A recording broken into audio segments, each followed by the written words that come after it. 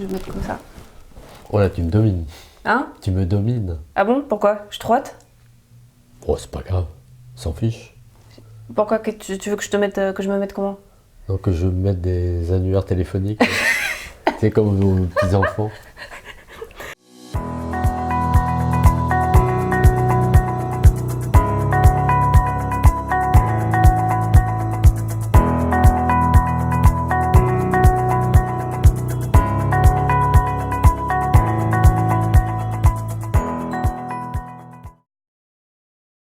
Bonjour à tous et bienvenue dans cette nouvelle vidéo. Aujourd'hui, j'ai le très grand honneur et la très grande chance de recevoir Xavier Perron qui va nous parler de la sagesse Maasai, qui sont des guerriers pacifiques. Vous allez voir si vous ne connaissez pas ce peuple et cette culture. Et j'ai demandé du coup à Xavier de m'accorder un petit peu de son temps pour nous partager un petit peu son parcours, sa rencontre avec les guerriers Maasai, parce que vous allez voir qu'il a une histoire très particulière et très singulière. Et qui, bien sûr, je vais te demander de nous partager un petit peu de leur sagesse et du coup de ta sagesse aussi. Donc pour ceux qui ne te connaissent pas, Xavier, donc tu es écrivain, anthropologue, coach de vie et expert des peuples premiers, et de ce que j'ai compris en particulier des guerriers Maasai. Et comme je disais, tu as une histoire un petit peu particulière et une rencontre marquante avec les guerriers Maasai. Est-ce que tu pourrais nous raconter un petit peu ton histoire? Oui, merci Maïlan. Oui, bien sûr, ça a été très singulier cette rencontre, puisque j'avais 6 ans, 7 ans, voilà, par là, lorsque je lisais en boucle des livres qui parlaient des Maasai. Donc moi je suis breton, brestois, donc a priori rien à voir avec les Maasai. Et je lisais, j'étais fasciné par ce peuple.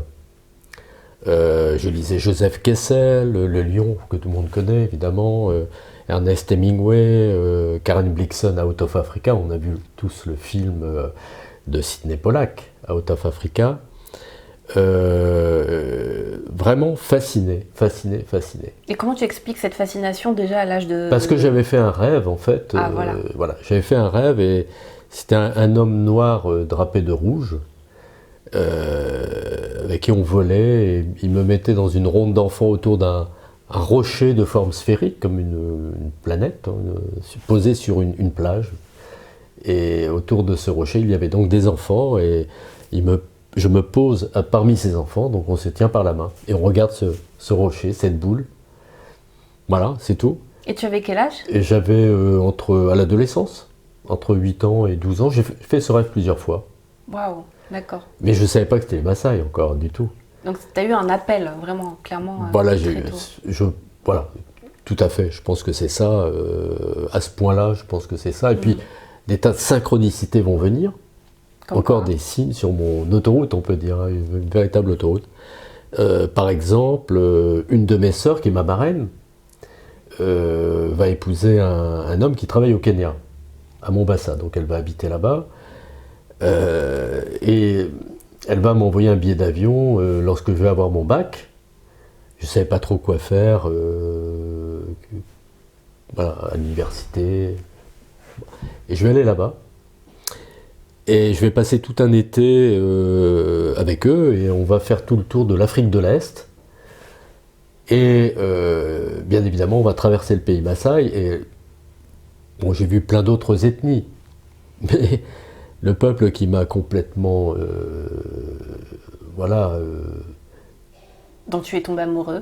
totalement amoureux, une confirmation parce que je l'étais déjà amoureux, confirmation totale, les Maasai. Donc lorsque je suis rentré de ce périple, j'ai décidé d'être le meilleur à l'université et de faire des études anthropologiques au sens premier du terme, c'est-à-dire l'étude de l'homme sous toutes ses dimensions. Donc reconstituer le puzzle de qui sont les Maasai, et évidemment pour mieux me connaître aussi, c'était évidemment les vases communicants. Donc je mets tout ça en œuvre.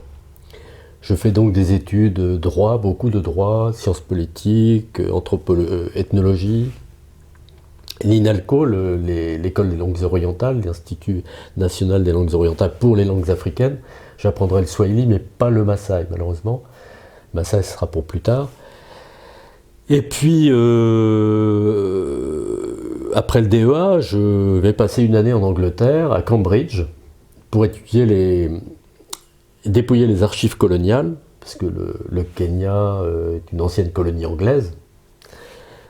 Donc les Maasai avaient été mis dans une réserve, comme les Indiens, hein, et cette réserve a été dirigée d'ailleurs par un gouverneur. Ça, je dis pour l'anecdote, mais les premiers gouverneurs tombaient comme des mouches parce qu'ils étaient atteints de la maladie d'amour pour les Maasai, la massaïtis, une expression qui a été donnée par un romancier anglais, Negley Farson, effectivement, qui relate le fait que les premiers gouverneurs tombaient amoureux des Maasai. Donc, ils créent ce concept de maladie d'amour pour les Maasai. Et comment ça se traduisait? Et ça se traduisait par ils tombaient amoureux des femmes Maasai, ils allaient vivre dans les villages, ils délaissaient leurs fonctions. Ce qui fait que la reine d'Angleterre a pris un décret royal interdisant aux futurs gouverneurs, de rester en poste plus de 3 mois seulement, de peur qu'ils tombent amoureux des Maasai. Une véritable... c'est une histoire véritable. Donc voilà, je passe cette année à Cambridge. Et figurez-vous, synchronicité incroyable, un signe incroyable m'est envoyé à ce moment-là. Je fais une école de langue pour améliorer mon anglais le matin. Et donc, je rencontre une jeune fille de 17 ans, jeune femme, étudiante dans cette école, une Allemande de Hambourg. Donc rien à voir avec les Maasai, mais je tombe vraiment coup de foudre. Hein. Je suis littéralement amoureux de cette fille. Et donc la première fois où je vais prendre le thé chez elle, j'étais très content, évidemment, ben oui, j'étais amoureux. Donc je frappe à la porte. Elle vient m'ouvrir avec un grand sourire, et donc j'ai failli tomber à la renverse. Non pas qu'elle me sourie, c'était déjà pas mal, mais derrière, qui avait-il derrière elle? Il y avait des colliers Maasai. Waouh! Des vrais colliers, des vieux colliers. Je les ai reconnus tout de suite. Je dis voilà, c'est des antiquités. Et en fait, elle louait sa chambre, elle qui ne connaissait même pas l'existence des Maasai, elle louait sa chambre au spécialiste mondial des Maasai, professeur à Cambridge, Richard Waller, qui a écrit une thèse qui s'intitule The Maasai, the Lords of East Africa. Donc, imaginez le signe. Non, mais là, c'est plus du signe. Hein. C'est, comme je disais, c'est un gyrophare. Là. C'est l'univers qui fait, c'est là. C'est exactement ça. C'est ça. C'est exactement ça. Alors, je me suis dit, bon, bah, Xavier, voilà, tu es cerné. Hein. C'est quoi ton... Tu dois absolument aller vivre chez Maasai. C'est ton rêve. Tu vas vivre ton rêve. Bah, c'est le cas de le dire. Ton rêve que tu as vraiment fait. Et je l'ai dit sans réfléchir. Bravo, Maïlad. C'est exactement ça. Donc, c'est incroyable. Donc, voilà. D'ailleurs, on m'appelait Monsieur Bourse à l'époque. Vous savez que quand vous êtes sur votre chemin, l'abondance est là, c'était affolant. On m'appelait Monsieur Bourse parce que je ne savais plus où les mettre. Je recevais tout le temps. Même ma mère me dit, mais il y a l'ambassade de France à Londres qui veut ton RIB, tu as une nouvelle bourse. C'est incroyable. Et je ne sais pas, j'ai dû en toucher 11, 12, wow. Je ne sais plus. Incroyable. Bon, ça c'est pour l'anecdote, mais c'est pour dire. Donc, évidemment, bon, j'ai vécu avec cette jeune Allemande pendant 1 an, le temps de mon année à Cambridge. J'étais très amoureux, ça se passait très très bien. Et je me suis dit, Xavier, de toute façon, tu dois partir. Donc voilà, le signe est trop gros. Voilà. Donc c'était un appel qui était trop fort, en fait, comment tu... Pour les Maasai? Oui, finalement, de faire le choix de quitter, si je comprends bien, cette personne.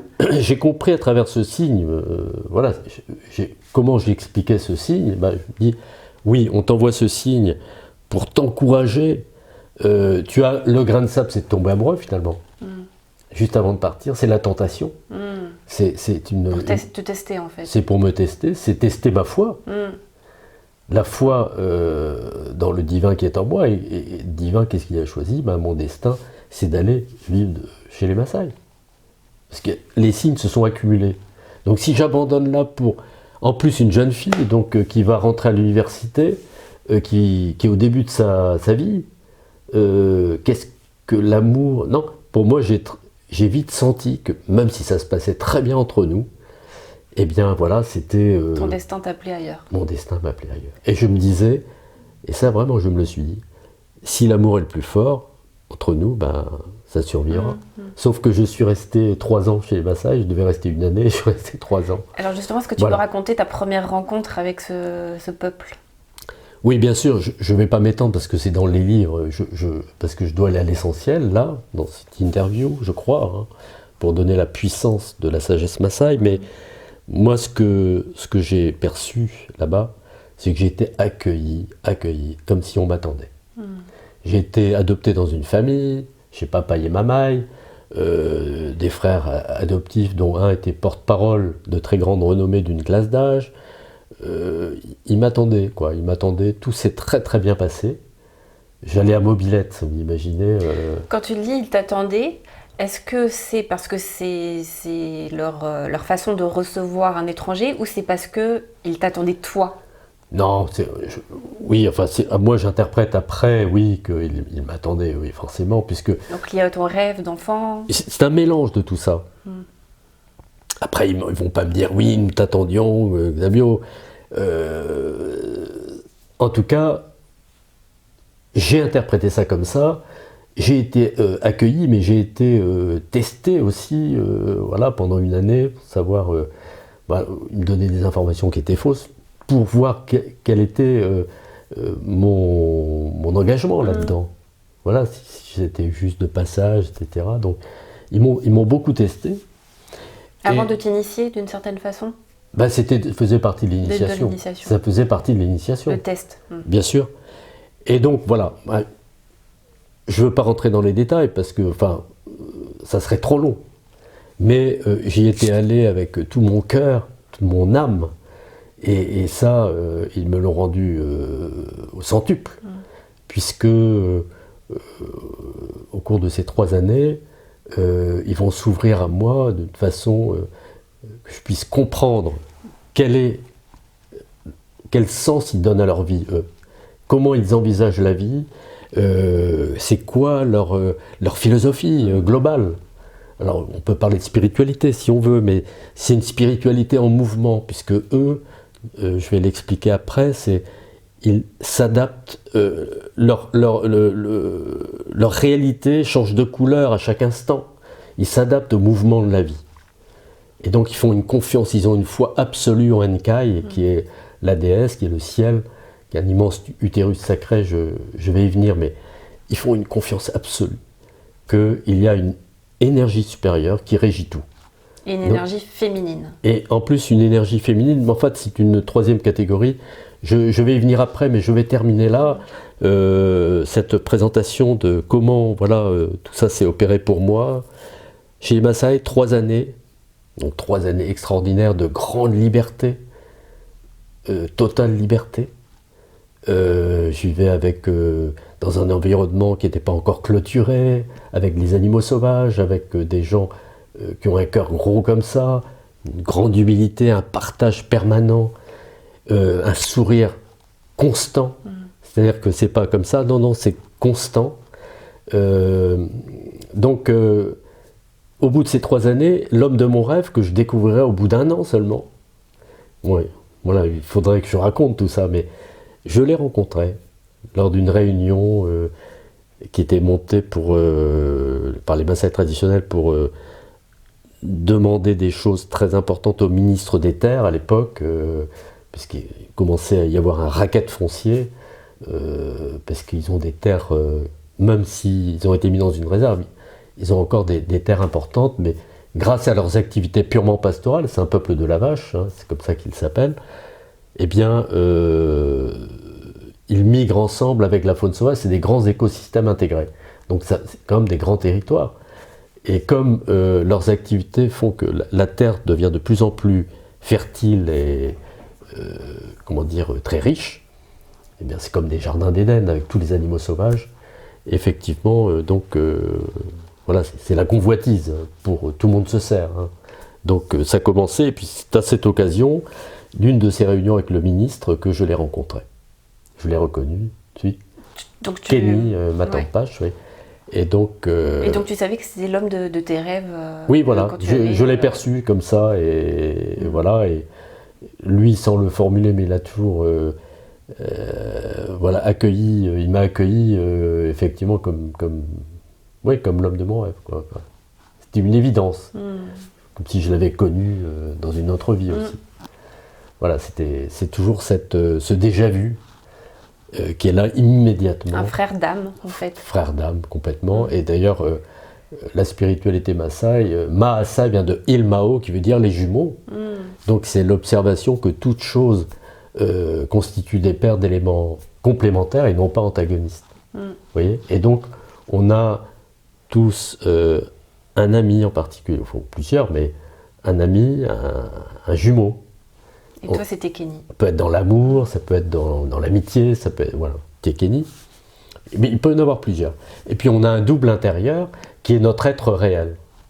On a du mal à connaître parce qu'on a mis un petit peu une armure dessus, mais les Maasai, pour les Maasai, ça constitue, voilà, c'est l'intuition, c'est la petite voix intérieure.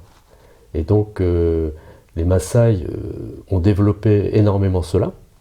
C'est-à-dire qu'ils font beaucoup plus confiance à l'intuition qu'au cerveau gauche, enfin qu'au mental, au cerveau analytique.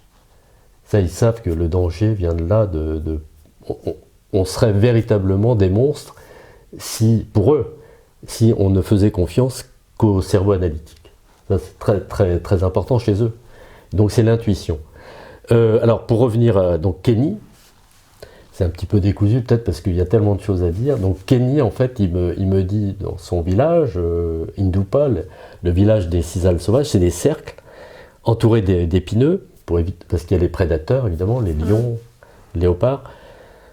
Les vaches sont à l'intérieur et il me dit, qu'est-ce que tu vois ? Donc on s'était assis à l'ombre d'un acacia. Bon. Ils ont beaucoup d'humour, alors il plaisante, je vois ton village, je lui dis. Non, pas exactement, tu ne fais qu'entrevoir. Je dis oui, c'est vrai, il y a la clôture d'épineux, donc je fais qu'entrevoir. Il dit, tu vois, tu es resté 3 ans, tu n'as fait qu'entrevoir notre culture, notre sagesse, notre philosophie. C'est maintenant que ton initiation va commencer. Tu ne sais rien pour le moment. C'est maintenant que tu vas mettre en application. Tu as vécu ici des choses extraordinaires pour toi. Pour nous, c'est notre ordinaire, mais pour toi, c'est extraordinaire. Et tu vas le mettre en application maintenant dans ta vie. Tu vas rentrer en France. Tu vas écrire ta thèse. Tu vas mettre en application. Il y aura 9 étapes, comme pour nous. L'initiation, il y a 9 étapes pour devenir un homme et une femme. Et tu rencontreras l'amour. Donc ça dure 30 ans et tu rencontreras l'amour au bout de 30 ans. Donc bon, voilà, on était parti comme ça. Donc, mais j'allais dire le pire, c'est que ça va se passer comme ça. Est-ce que tu pourrais résumer les 9 étapes ? 9 étapes, c'est un peu dur de résumer parce qu'il faudrait... Alors j'ai écrit un livre qui s'appelle Les 9 leçons du guerrier Maasai, chez Jouvence, qui a eu le prix Aleph des librairies Mieux-être et Spiritualité d'ailleurs. C'est un livre que j'aime beaucoup, c'est tout mon parcours justement initiatique durant ces 30 ans, où il faut apprendre à dire oui à la réussite, dire non aux choses qui ne nous conviennent pas, tout simplement, d'être en accord avec ce qui est, vivre le présent, le moment présent, voilà, et il y a 9 étapes, 9 étapes qui sont, c'est progressif évidemment, 30 ans. Et plus j'allais vers la fin de ce cycle, et plus je ressentais que j'allais rencontrer Alexandra, enfin l'amour que Kenny m'avait prédit. Et c'est marrant, je me souviens à la 8e étape, franchie avec succès, je me souviens très très bien. J'ai eu cette envie de déménager en Bretagne, parce que j'avais quitté un peu la Bretagne, pour aller à Quimper. Une ville que j'ai jamais aimée particulièrement, mais ça m'est venu comme ça. C'était vraiment une attirance, le destin en marche, parce que pourquoi Quimper ? Alors je décide effectivement de déménager à Quimper. J'étais excité, J'étais dans un état, c'est comme si j'avais fumé joint sur joint, mais j'étais dans un, comment dire, un bien-être absolu, quoi. C'était palpable, hein, j'étais bien, constamment bien. T'étais à ta juste place, quoi. T'es à ma juste place. Et je savais que c'était ce qu'il fallait faire. J'étais attiré par cette ville. Pourquoi? Je savais que c'était pour rencontrer l'amour. Et effectivement, ça va se passer. Alors, tout le monde me disait, mais Xavier, mais tu n'as pas de fiche de paye. Mais oui, pour trouver l'appartement. Pas de caution, pas de fiche de paye. Je dis, qu'à cela ne tienne, je ne veux pas m'arrêter à ce genre de détails. Donc, en fait, j'ai une confiance, mais absolue. Alors, j'ai commencé à prendre le Télégramme de Brest et puis Ouest France. Et je coche, quoi, les annonces. J'ai commencé à visiter, alors c'était des horreurs absolues, chères et des horreurs. Mais je ne me suis pas du tout découragé, pas du tout. Je savais que j'allais le trouver. Puis un jour, je vois une annonce, là, tiens, celle-là est pas mal. Centre dans le vieux Quimper, là. Rue Aristide Briand, je me souviens de la rue. Je coche. Je sais pas, je suis envahi d'un sentiment un peu exalté. Je me dis, oula, là, je pense que c'est peut-être là. Et j'arrive, effectivement. Je sais, dès que j'ai vu la rue et le lieu, j'ai su que c'était là. C'est des choses que l'on ressent. Oui, c'est inexplicable. Un ressenti. Et en fait, il y avait un salon de thé. Et l'intitulé du salon de thé, c'était l'esprit du thé. Chez les Maasai, il y a cette cérémonie de l'esprit du thé. En général, c'est chinois, mais là, c'était chinois, le salon de thé. Peu importe. Mais c'était le clin d'œil. Et alors, figure-toi, je regarde dans le salon de thé, bon, j'essaye d'éviter trop de détails, mais il y avait une jeune femme noire qui faisait de la calligraphie chinoise dans le salon de thé. Alors je suis rentré et cette jeune femme m'a dit, mais venez ce soir. Moi je lui raconte un petit peu que je viens d'emménager. Là c'était, oui, quand j'ai emménagé, oui, juste après. J'étais euphorique. Elle m'a dit, mais venez ce soir à un vernissage de théière chinoise de l'époque Ming, ou je ne sais pas. Et voilà, et j'ai senti effectivement que c'est là que j'allais la trouver l'amour, je ne sais pas. C'était clair. Et j'y suis allé. Et à un moment donné, donc, je rencontre un monsieur qui vient vers moi, il me dit, ah, vous vous intéressez aux théières Ming de l'époque? Je dis, non, pas du tout. Pas du tout. Il me dit, mais vous vous intéressez à quoi? Je dis, je m'intéresse aux Maasai. Alors là, il devient blanc. Il devient blanc. Et il me dit, ah bon, mais c'est pas croyable. Attendez-moi là, je vais chercher ma femme au fond. Il va chercher sa femme, ah, vous vous intéressez aux Maasai? Je dis, oui. Oh, mais à midi, nous déjeunions avec notre meilleure amie, Alexandra, et elle revient de chez les Maasai. Boum. Bon, alors j'avais même prévu, je me souviens des cartes de visite. Alors je dis, surtout remettez-lui ma carte de visite. Bon, c'était elle, effectivement. J'allais la rencontrer 2 semaines plus tard. Bon, bref. Donc. C'était la fin de ton initiation. C'était la fin de mon initiation, voilà. En tout cas, des 9 étapes. Et... On est quand même un peu frustré de ne pas les connaître, quand même. Oui, mais il faudra lire. Non, maintenant, non. Ouais. Je vais maintenant vous dire l'essentiel. Oui. De ce qu'est la sagesse Maasai, à travers les 4 cercles Maasai du bonheur que j'ai écrit chez Jouvence. Donc j'ai résumé les 9 points, si vous voulez, dans 4.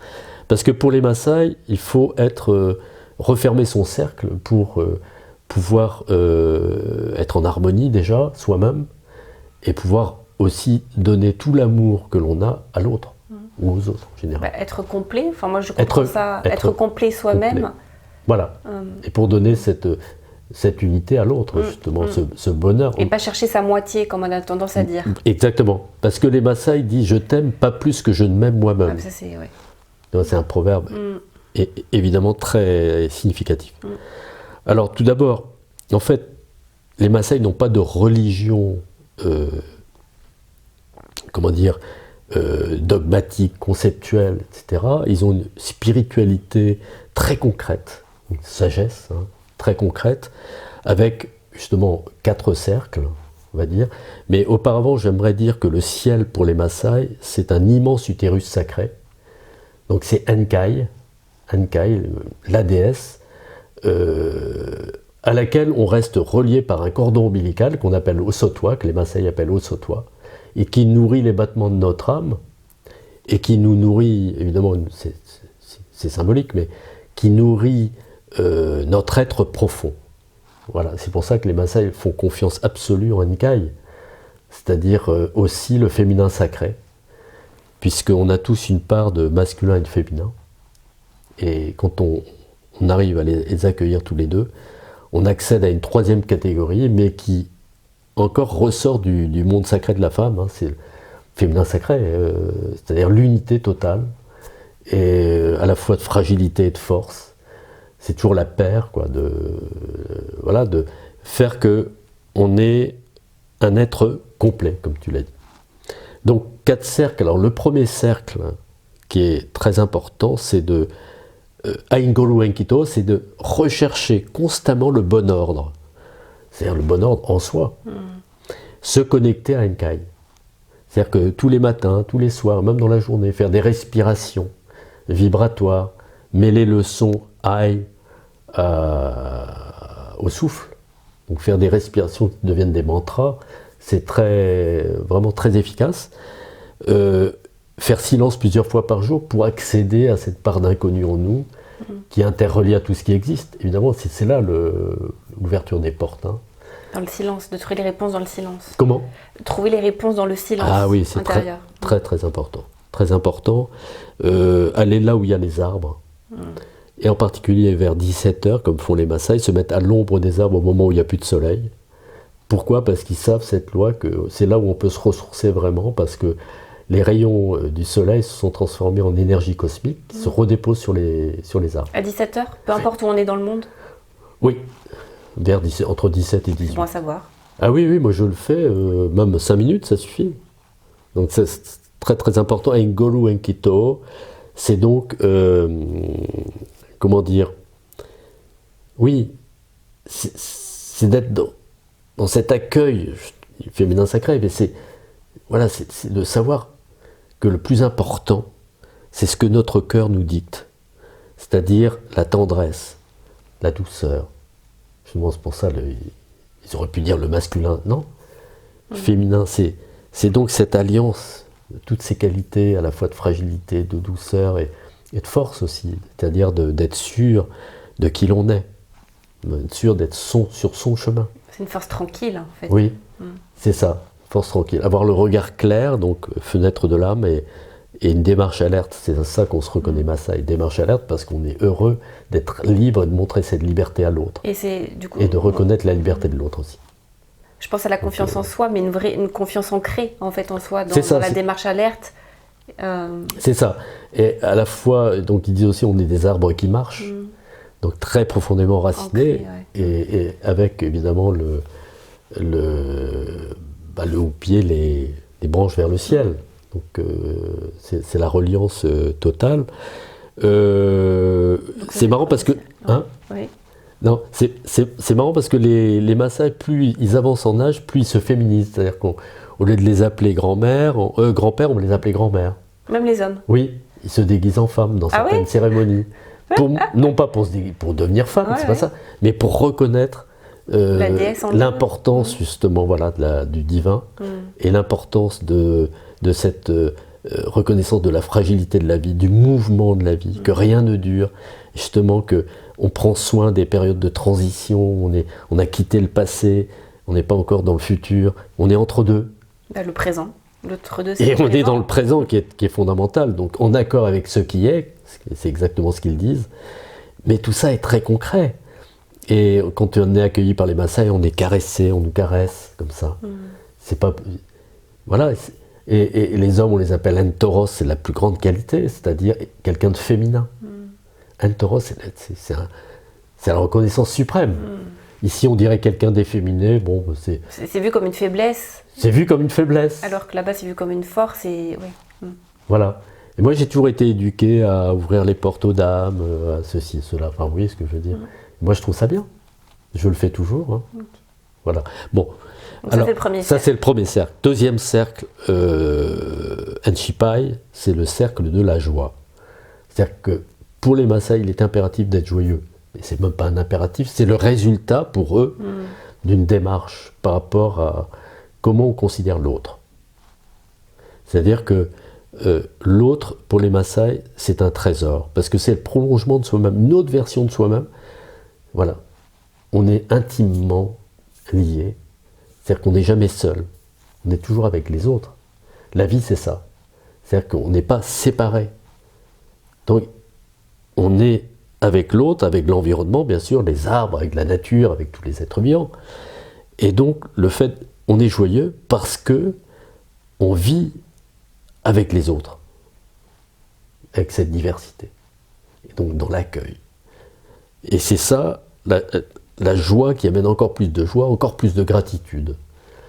Et donc, pour eux, le plus grand mal, le plus grand péché serait d'être dans la médisance, dans la critique de l'autre, surtout s'il n'est pas là. Donc il cultive vraiment la joie, la bienveillance. C'est ça. Et le non-jugement. Et la pensée positive. Parce que, par exemple, en rencontrant l'autre, pour éviter de le mettre dans l'embarras, on va enfermer une information réelle, qui peut être prise pour quelque chose de grave, véritablement très très douloureux. Pour éviter de le mettre mal à l'aise, on va encercler cette phrase informative entre deux phrases codifiées positives. Par exemple, je vais bien, tout va bien. Ma femme est morte cette nuit, mais je n'ai entendu parler d'aucune mauvaise nouvelle. Je donne un dessin un peu caricatural. Il n'utiliserait d'ailleurs pas le mot mort, mais il dirait c'est endormi. Voilà, parce qu'on meurt. Parce que pour eux, la mort n'existe pas. Voilà, exactement. Donc, ça c'est Enshipai, très important. Et puis c'est l'expression la plus pure de l'amour. La joie. L'amour, oui, la joie. Et pour eux, l'amour, et Nyorata, c'est l'énergie. Une énergie qui a créé le monde, qui nous a créé. Donc, il faut en prendre soin. On est alimenté par cette énergie. Et Sipata, la vérité, il n'y en a qu'une. Tout ça, c'est la même chose. Donc, c'est vraiment... ça, c'est le deuxième cercle. Le troisième cercle, extrêmement important, c'est Osina Kishon. La souffrance est un don. Donc, d'ailleurs, le guerrier de lumière, on en parlait. Le guerrier pacifique. Guerrier pacifique, le proverbe, en fait, le véritable proverbe, c'est Osina Kishon.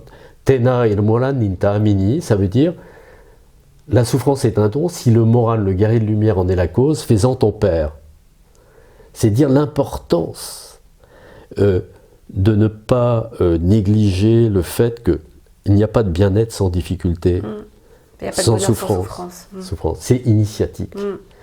Donc pour éviter de souffrir à l'avenir, il faut souffrir un moment, voilà, jusqu'au moment où on sait qu'on peut faire autrement. Mais accepter la douleur.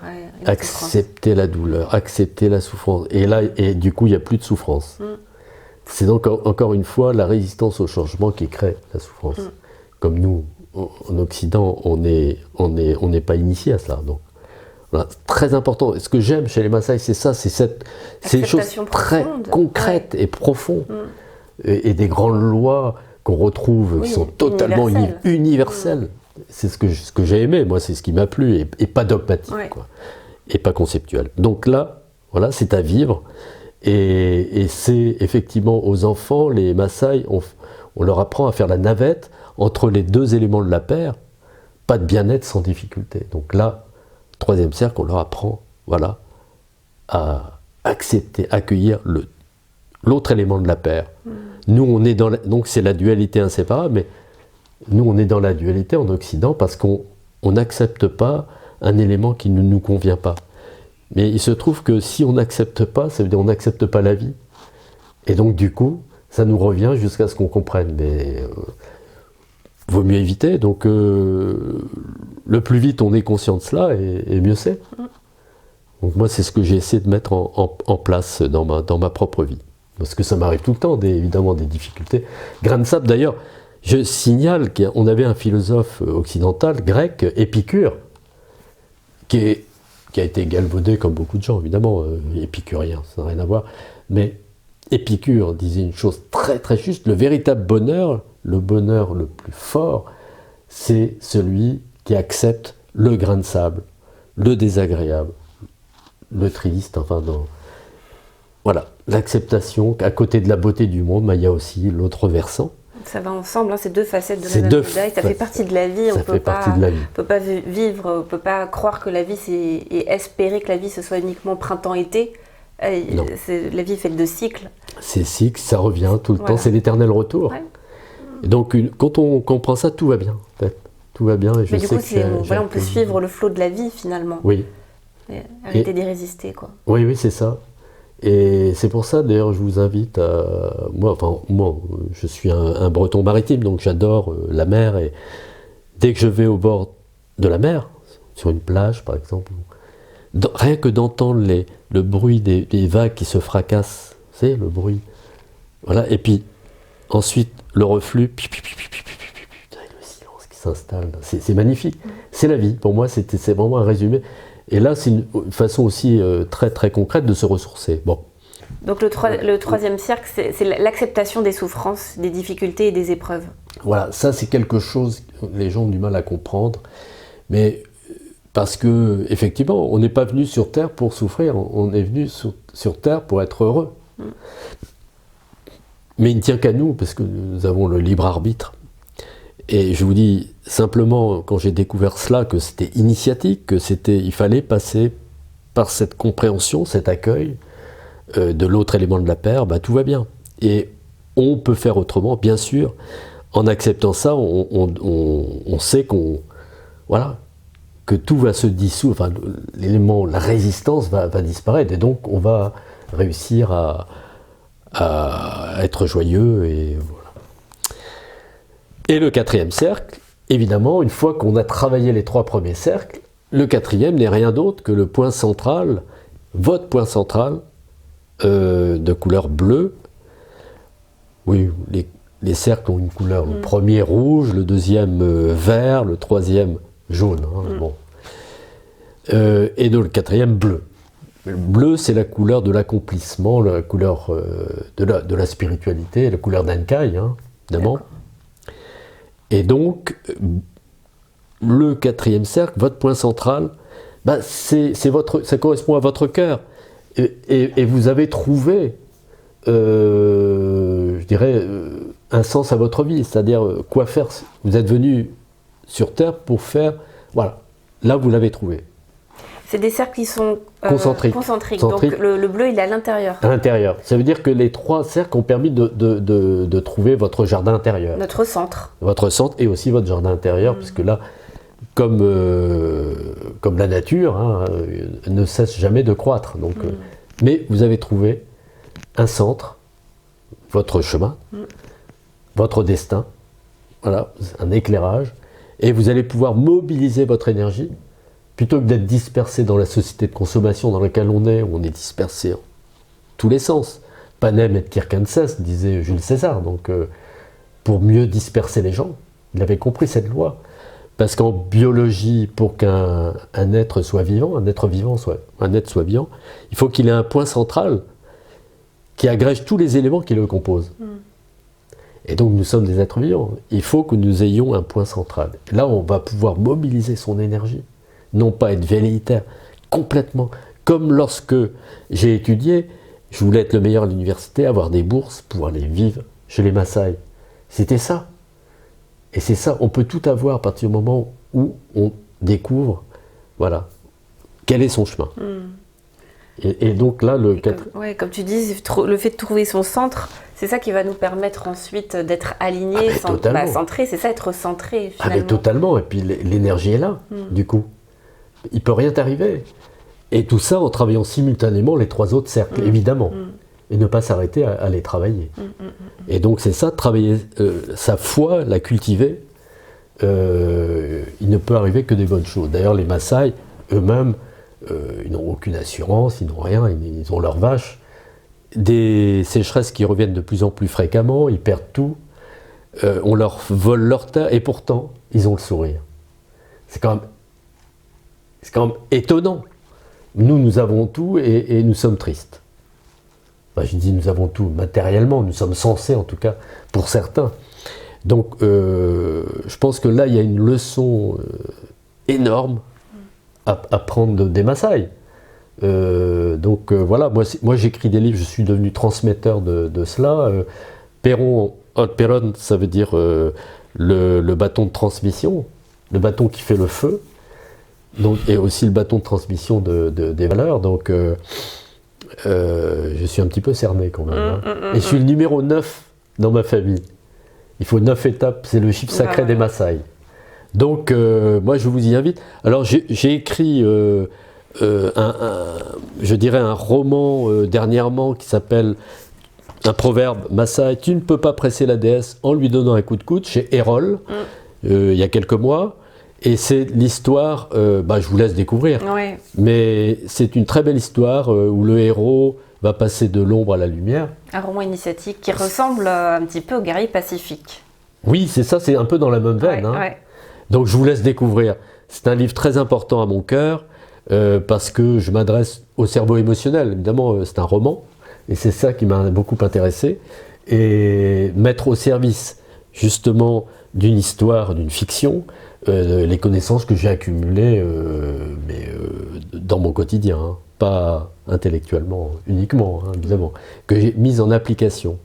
Parce que pour moi, c'est important qu'il n'y ait pas de différence entre la pensée, le dire et le faire. Évidemment, ça c'est ma définition de la spiritualité. Et puis, évidemment, l'oracle. Il vient de sortir au Salon du Livre. Je mettrai le lien aussi. Voilà, l'oracle Maasai, qui évidemment est très puissant. Vous verrez, je donne beaucoup de détails sur où vous en êtes aujourd'hui. Très puissant au sens où ça va vous donner quand même des réponses. C'est vibratoire évidemment, mais je trouve que c'est quand même assez incroyable les réponses que ça peut donner. Hein, oui. Et pour la petite anecdote, avant de faire l'interview avec Xavier, on s'est fait un petit tirage et il y a quand même 52 cartes. 52. Et nous avons tiré la même. Oui, ah non mais c'est... Voilà, et on est tous les deux à 9 aussi, donc nous sommes connectés. On est tous les deux à 9. Donc voilà, enfin, donc je vous le recommande, c'est pas parce que je n'ai fait que servir de canal à l'énergie vraiment Maasai. magnifique, les cartes sont magnifiques. Et les cartes sont Emma Sampil, attention, Emma Sampil, c'est une amie peintre qui est la seule, je pense, au monde à avoir peint la vibration Maasai, parce que c'est ça, tout est vibratoire. Voilà. Est-ce que tu as envie de dire un dernier mot pour conclure cette interview? Quelque chose qui te paraît important à transmettre ou à retenir de la sagesse Maasai? Oui, je dirais, parce que quand même, j'ai beaucoup parlé de la souffrance. Oui, je dirais un proverbe Maasai qui résume bien toute la situation dans laquelle on est plein de peur, etc. Je vous dis non. Donc, l'amour est là. On peut choisir d'être triste, on peut choisir. La tristesse amène encore plus de tristesse. La joie, Nchipai, amène encore plus de joie. Donc, je pense que le choix est tout fait. On choisit entre le verre à moitié vide, à moitié plein. Je veux dire, et je vous dirais une chose, n'ayez pas peur de mordre dans la vie, engagez-vous. L'expérience, rien ne vaut l'expérience. Soit vous vivez par procuration, alors évidemment un livre peut être un déclic, mais ça reste un déclic, c'est à vous de mettre en œuvre évidemment votre partition qui est à écrire. Je terminerai par un proverbe qui est très important pour moi, Oi mini gishon kiri ne meme, ce qui veut dire la chair qui n'est pas douloureuse ne ressent rien. Encore une fois, c'est pas parce que les Maasai aiment souffrir, pas du tout. Ça veut dire que, évidemment, en s'engageant, vous permettez à vos émotions, à votre corps de réagir et de savoir ce qui est bon pour vous ou ce qui ne l'est pas. Donc, évidemment, c'est à interpréter, mais rien ne vaut l'expérience. C'est la meilleure des sagesses. Voilà. Comment? C'est la meilleure des sagesses. Je crois, hein, c'est... Voilà. Donc c'est des choses... vraiment, c'est très concret, la culture Maasai, philosophie Maasai. Franchement, plongez-vous-y, non? Plongez-y, oui. Plongez-y, oui. Parce que c'est une véritable délectation, ça fait un bien fou. Et soyez le changement que vous voulez voir dans le monde, disait Gandhi. Je pense que les Maasai ont une grande leçon à nous donner, alors essayons de répondre présent. Merci beaucoup. Tu vas pas être à l'aise là? Non, j'ai l'impression de faire caca. Ouais, ça cale bien mon dos. Ouais. Ça va là ou pas? Oui. Là, ça va ou pas? Bah, t'es à l'aise là?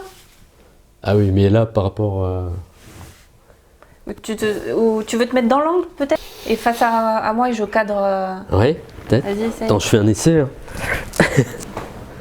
Alors, attends.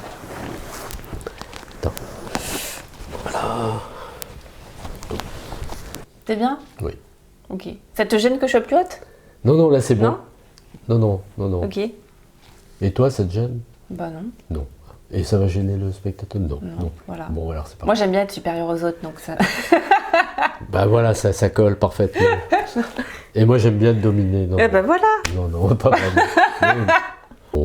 Comment dire, l'ont mis. J'arrive pas à trouver mon mot. Qu'est-ce que tu cherches? Bon, tu couperas. Hein, Oui, je parce que là, j'ai pu trouver.